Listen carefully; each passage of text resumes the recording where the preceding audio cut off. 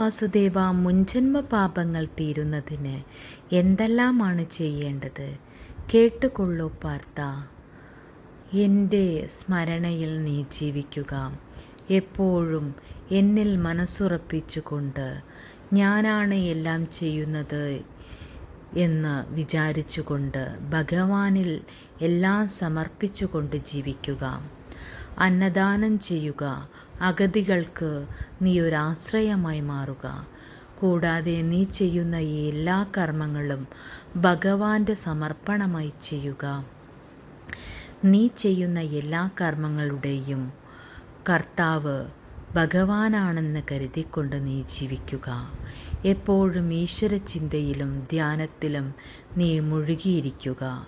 കൂടാതെ നീ നിന്റെ കർമ്മങ്ങൾ യഥാവിധി അനുഷ്ഠിക്കുകയും അതുവഴി നിനക്ക് മോക്ഷപ്രാപ്തി വരെ ലഭിക്കാവുന്നതാണ്.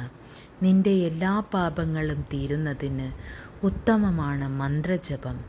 യഥാർത്ഥ വിധത്തിലുള്ള മന്ത്രജപത്തോടുകൂടി നീ എല്ലാ ദിവസവും ഈശ്വരനെ പ്രാപിക്കുവാൻ ശ്രമിക്കുക.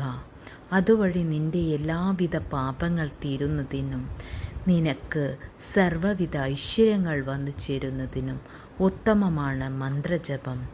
അതുകൊണ്ട് നീ തുടർച്ചയായി ധ്യാനത്തിലും മന്ത്രജപത്തോടും കൂടി ഭഗവാന്റെ കീർത്തനങ്ങൾ ജപിച്ചുകൊണ്ടും ഭഗവാന്റെ മന്ത്രങ്ങൾ ഉച്ചരിച്ചുകൊണ്ടും നീ ഭഗവാനിൽ ശരണം പ്രാപിക്കുക.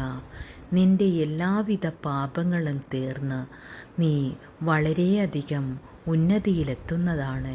ഭഗവാന്റെ എല്ലാവിധ അനുഗ്രഹങ്ങളും നിനക്ക് ലഭിക്കുന്നതാണ്. അതിനായി ശ്രമിക്കൂ പാർത്ത. സർവ്വതിലും നിനക്ക് വിജയങ്ങൾ ഉണ്ടാകുന്നതാണ്.